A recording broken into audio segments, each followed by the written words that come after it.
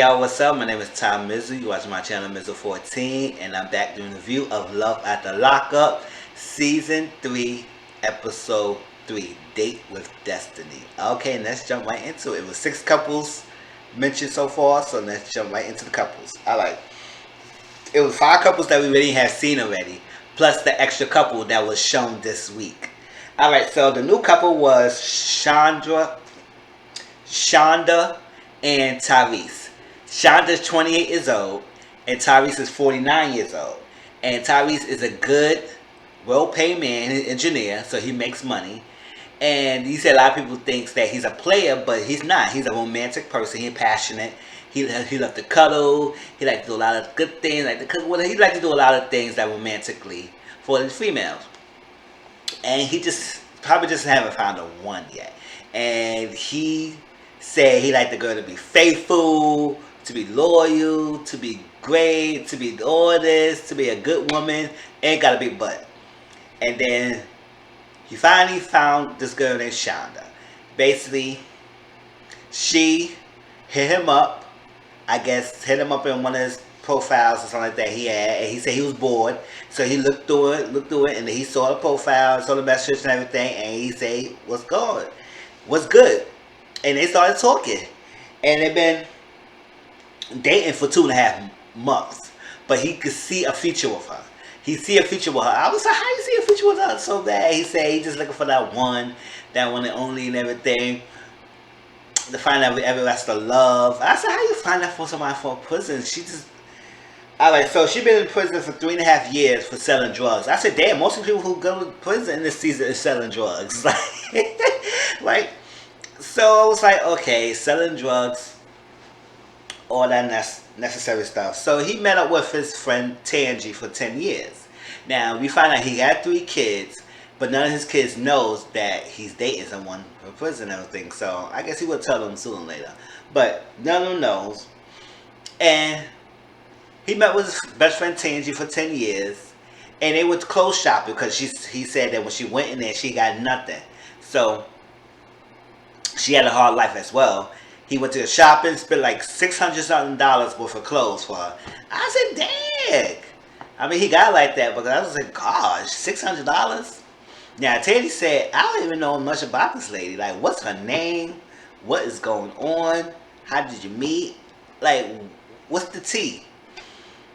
And basically, Tavis said she's went to jail for 3.5 years for selling drugs. She been this the second time being in jail and stuff. And she said, why she like you? I said, I know she like you. She like you for your money. I said, I would love you too if you give me money like that. Because he said he had spent money on her and sent her money in jail. And I said, hell yeah, if I'm in jail, you spending money, shoot, I would like it too. And Tavis is not a bad looking guy. He's a 49 years old guy. You can tell he was a handsome guy. He said people call him a hot commodity. I said, oh, okay. I just get confidence in yourself. Okay, I hear that. But that was that. They ain't spend much. So I guess we will see more of this couple later on. But we know that he is way older than this girl, and he think like this is the one. It's the one that he can spend his life with, to be in love with, and everything. I said, okay, Tavis. I think you just having that thing that you close to 50. You want to see if you still got it. So you got this young little hot tamale with you with a nice little big butt, because that's all he was mentioning, that, oh, she got a nice butt. She got a nice butt. I said, okay, we got it. You're a behind man. You're a butt man. So we got it. Okay. Yeah, let's go Christiana and John. Alright, so Christiana said yes to the proposal. And it's funny that when she talks in the regular scene, she sounds okay. But when she talks in the confession, she's like, oh, I can't believe he proposed to me and everything. Sound like... she sounds all hard. She's all I can't believe he proposed to me like that.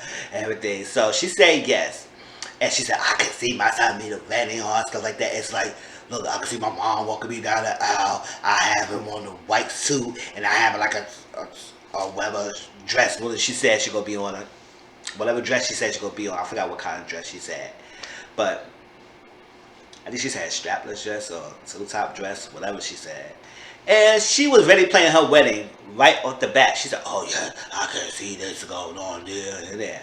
Now, mind you, John has plans of what he wants. He wants to get married her right away before he go to halfway house. Remember, she only have a short time period for getting out release and go to the halfway house. Now, if she don't go to halfway house time and she got like one of those freaking mean or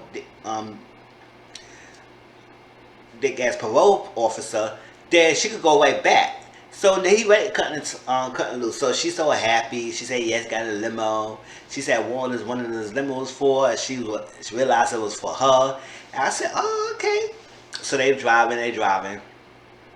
And she was like, what's going on? Because remember, he keep clocking in time. It's like, they said they only got 15 minutes left. It was 30 minutes in, out. He got 15 minutes left because he had like 45 minutes between getting to the prison cell to the halfway house. So he had 15 minutes left. And then she saw the thing, and she's like, what's going on? And he told her, I wonder if you get married right here and there. Because he built a chapel on his truck. A mobile chapel. And she was like, oh. She was blindsided about it.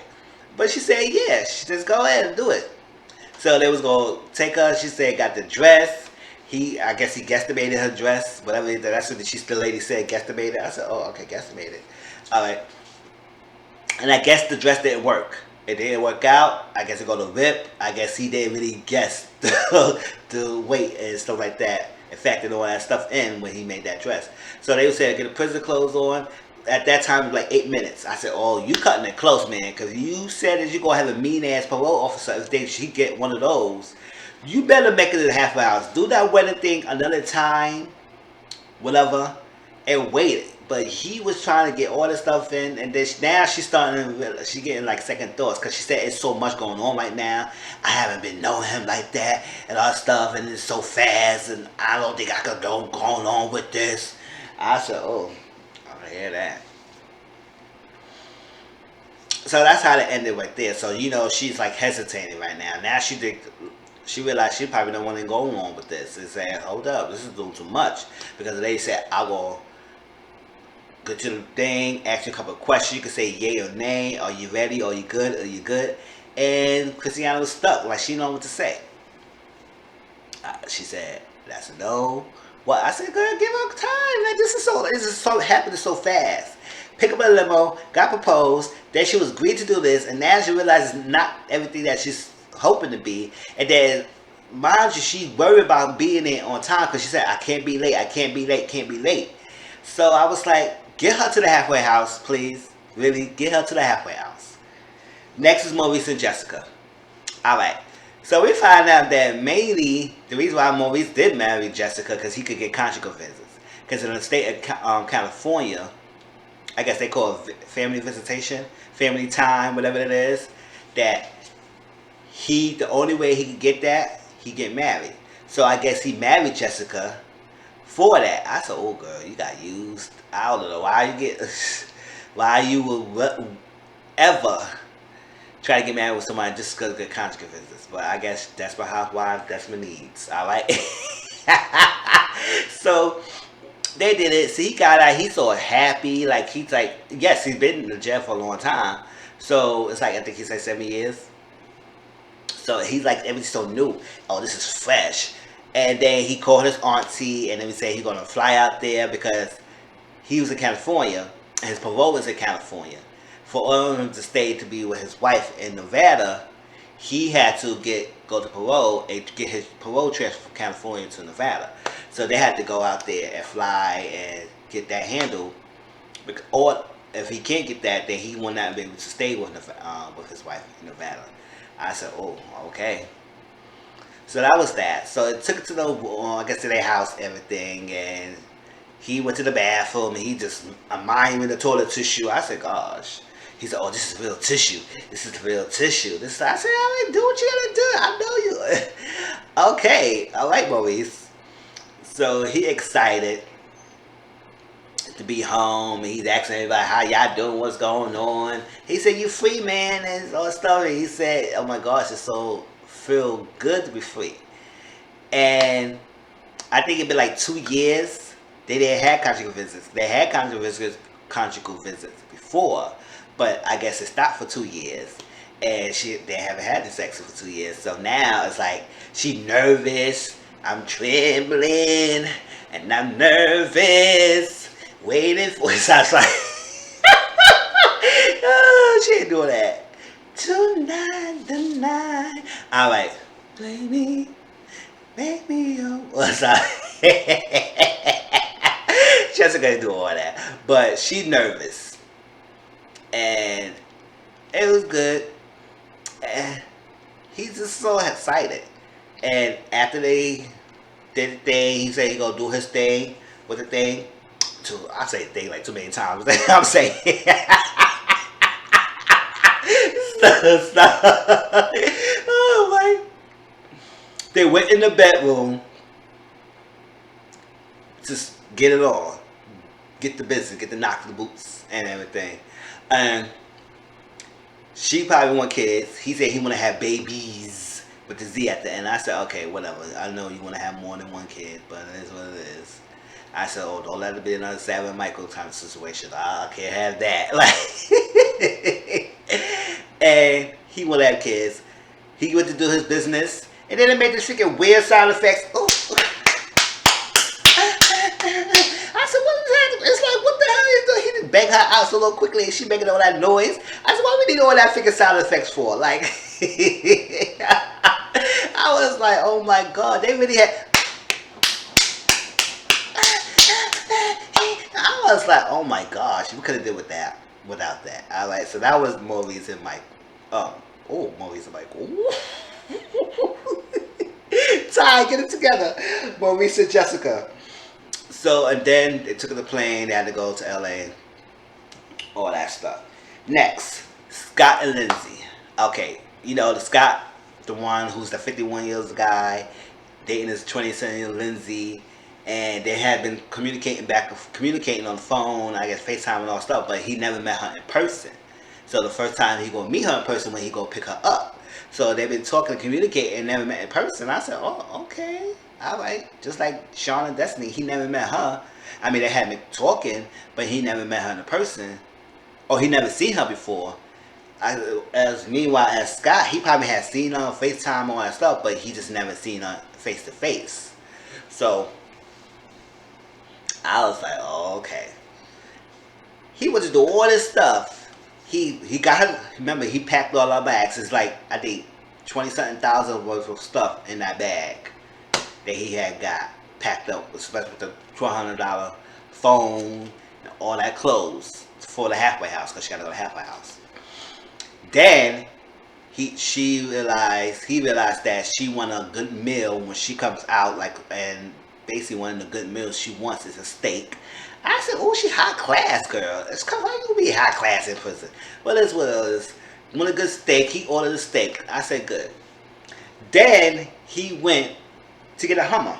I said, limo. I said, what the hell is limo? Why are we picking people up in limos and Hummers? It's like, I said, this is not a prom or graduation, anything like that for you to get pick up somebody from prison with a limo or something. I said, that's cute and all. Okay, whatever. So he went to get a Hummer. Mind you, he was not keeping a track on his spending. He was spending. Okay, you pay my bills. You swiping. And he not keeping track of his money. Now, I don't know. I mean, he did say he got good money. So he spent all his money. Remember, he moved from New York to Mississippi, got a house, decorate the house, got all these clothes, bought the Hummer, bought all this food. I said, okay, then he had to go to the flight and pick her up. Now, this got me crazy because he was like, yes, him and Lindsay talked that she talked to him and said that she's getting out earlier than before and she'll be flying in this time and this gate and all that stuff. And it's cool. But when it comes to day of the arrival stuff, he hadn't heard any confirmation or anything before we get to that point from her. No calls, no text, no nothing, no confirmation stating that everything's okay and all that stuff, whatever. So he's going in blindly and finding out if he's going to be there. Because remember, he had to pick her up, do what he had to do, and then he's going to meet with his daughter and mother, her daughter and mother too, when they would go to the halfway house. So he went there. I guess he's supposed to be arriving at 8:13, and he's waiting. And that's how his storyline ended. I said, oh, Scott. I don't know, Scott. I can't tell you about that. I don't know. All right. Quaylon and Chevelle. Okay. Quaylon was telling the mother one thing and telling Chevelle another thing. And I don't know what Chevelle thinks she's doing. Like, she thinks that he's gonna be a happy father figure, a good guy, a family man, all this stuff. Mind, he been in jail since he was 17 years old. He's been in jail for 12 years. He's 29 years old. It's a lot of things has changed and outside, so he got to get accustomed to the change. He got to be like assimilate to the change and everything, and you want him to do all this, to be a family man, to be a good father for the daughter, all that stuff. I said, let him be what he be. He got to come out and do something. He got to have a job. He got to be stable. Like, all this stuff, you didn't want him to do all this. How you gonna expect him to have all that to be a family man, and he been in jail for all this long time? Like, Chevelle, come on, girl, come on. I like. So apparently he was telling his mother that he was going to go to Houston and stay in Houston, and Chevelle, her daughter, was supposed to be coming with him to Houston. So basically he told his mother they were going to move to Houston. And then he told Chevelle another thing, that he was going to stay in Kansas City. So we already know Quaylon he with the ish right now. He with it. He's playing the games right now. And they both was like this. So we don't know. So she said, I just don't understand it. I don't know why he put me in that bad spot. I trusted him, and I didn't think he would be a liar. I was like, girl, you don't know. He been in jail for a long time. He could tell you whatever he wanted to say, girl. But you are open and honest. Okay. So the mother of Qualandria, she was like, she's not here for him staying in Kansas City, because she said, when she, around her birthday 12 years ago, she was looking for him. It was her birthday. He was going to be found. And then find out he was in the hospital, and find out he was shot. And right after that, the hospital, he went to jail. So she lost a lot of her years for her son. And she just want her son not to fight tooth and nail for him to stay out of prison, to not to go back. And she wants that. Chevelle wants him to be down the path too. But Chevelle, you gotta understand, like, you got a lot of talking to do with Quaylon and see what he's going on, because right now he's juggling both of y'all and telling y'all two different things, and now the story's not matching up, and now putting him in a tight spot, because you want him to be this all faithful man and family man, and then he has a life to live. Like, he needs a life. And the mom said, yes, I'm not saying that he should not be with Chevelle. I'm just saying that he should not be that respectable father figure and an honest family man that you expect him to be. He needs to live. Let's go. So we'll see how that goes. Today we went to the prison thing. They're trying to wait for him in our cold. I said, I was I'll be staying outside that cold. I'll be sitting right in that car. Me and Cole do not work well. Shoot.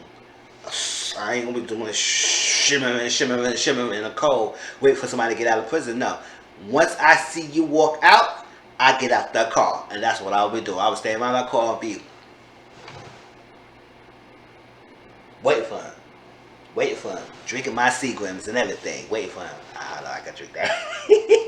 All that stuff, waiting for him. Until you come out, then I get outside. I said, yep, you stay downstairs to be on cold. I'll stay right inside. Alright. Next and last is Sean and Destinee.